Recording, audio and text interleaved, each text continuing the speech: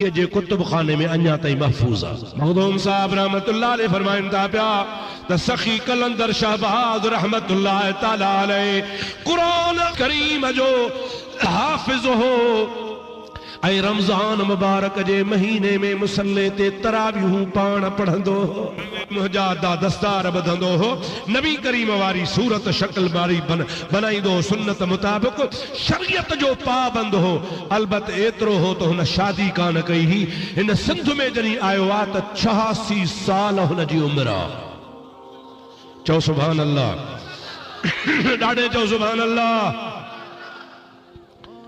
کاتھوں پہ آئیو سندھو دریاہ ماں بیڑیتے اگتے پہ ویو، جمل مجادہ سیون شریف کان اگتے بیڑی روانی تھیا، لکی شاہ صدر جے سام ہو آئیا، اللہ جو کامل ولی حضرت شاہ صدر دین رحمت اللہ تعالیٰ علیہ جے کو 30 سالن خان وٹھی کرے غار میں ویٹھو ہو، ان جی روحانی نظر ڈٹھو ہکڑو جوان ونجے تو اللہ جے ولی پانجے کرامت جے زورتے بیڑی کے دریاہ ماں چھکے اچی کپر سا لگایو، ملاح وسکیا پر بیڑی چرئی نہیں۔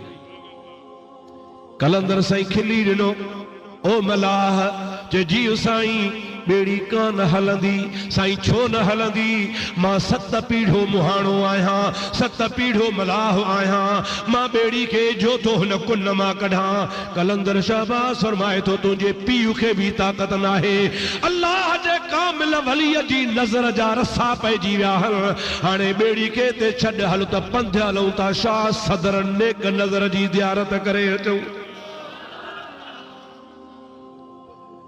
او لکاریو ماں سجی سندھ گھمیو آیا، سجی سندھ میں لکیاری سید گھنا،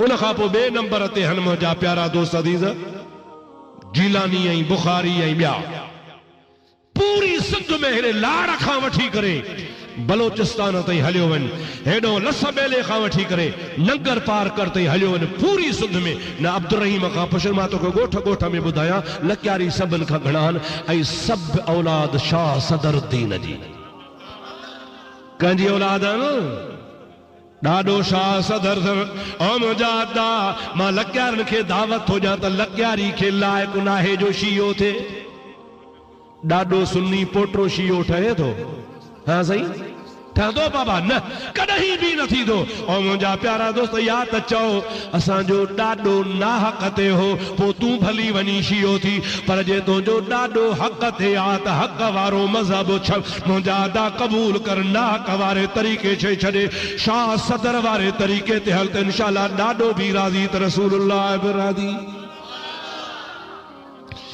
کلندر سائیوں تا پندھ کرے شاہ صدر جے آستانے تے پہتو شاہ صدر کے نسی فارسی میں تے شاہ صدر نیک نظر است، شاہ صدر نیک نظر است، اساں جے سندھ میں بھی چوندن شاہ صدر نیک نظر چوندہ ہو نا با شاہ صدر نیک نظر۔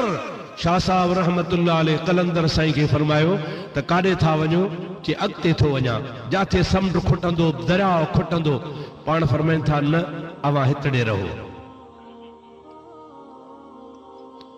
کلندر بسے کلندرہ نظر وارو آ انکار کون کہیں تا ہاں یا نہ خلیفے کے چہیں مریدہ جی سائیں کھیر جو وٹو بھرے یا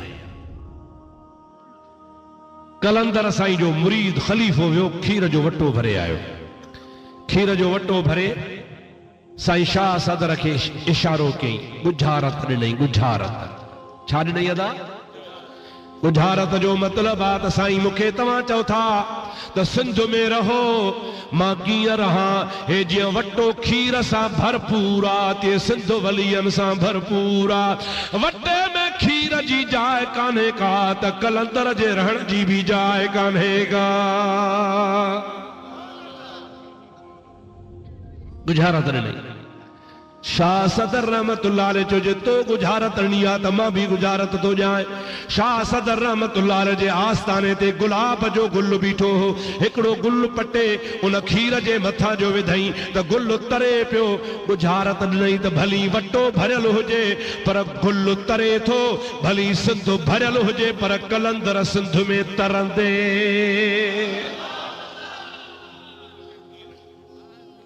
ابا جاگو تھالا ننڈر دوا جے کھیر بھرلا وٹے میں واقع کھیر جی جائے نہ ہے پر گل جی جایا گل ترے پیو. کلندر کے موجادہ حضرت سائیں شاہ صدر چو تو رہوے تے تو کہ ماں تھو رہایا.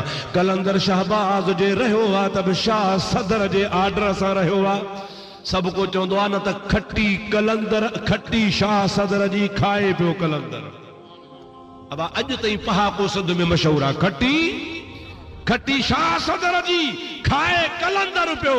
یعنی کمائی حقیقت میں شاہ صدر رحمت اللہ علیہ جی آ. شاہ صاحب جری شاہ کلندر کے رہایو چیسے ماں 86 سال جو پوڑھو آیا مکھے نکا زال نکا دھی نکو اوہاں نکو بھوہاں ماں ستو جتو آیا ماں کی رہا.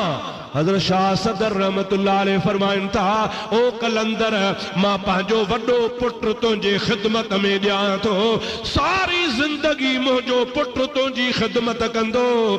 شاہ صدر رحمت اللہ علیہ پانجو وڈو فرزند کلندر سائیں جے خدمت میں چھجو آ. 6 سال رگا ان کھا پو کلندر جیرو رہو آ. 6 سال کھا پو جہان چھڑے تو پیو. اج جے کے کلندر جا گادی نشینن خدا جو قسمہ شاہ صدر جے اولاد ماں ہلدا پیا چل. جمال کلندر سائی جو وصال تھو تھے تمال وصیت کی تم مجھے ہے جکا اگھڑا شادی موکان کیا زالائی کان لٹھیا تا جکر تڑو جو شرع محمدی مطابق پر مجھا کپڑا نہ لاہ جو مکھے لجی نہ کجو کپڑن جے متھا. مولوی کے وٹھی آیا حضرت کلندر شہباز رحمت اللہ علیہ کے غسل جیلا تختے تے سمھاری.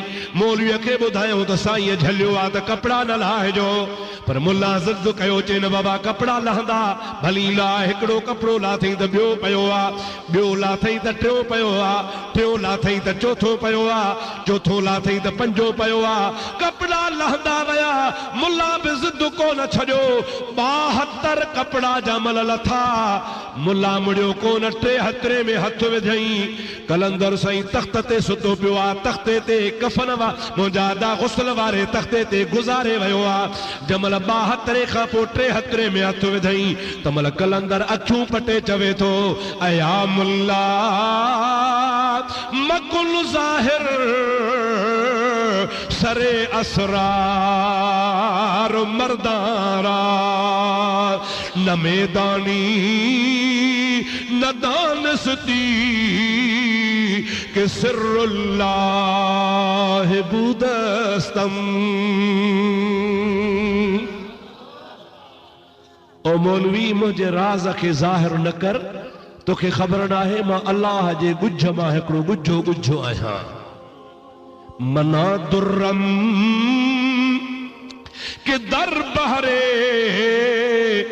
جلال اللہ بودستم بکوہ دور با موسیٰ کلیم اللہ بودستم. دیکھو اللہ جے فیض جو بہرا ان اللہ جے فیض جے بہر جو ماں کلندر ہکڑو موتی آیا. او ملا تو کے خبر نہ ہے جنی کوہ تور تے موسیٰ رب سا کلام پہ کہو تما کلندر پاسے میں بیٹھو ہوئے سا سے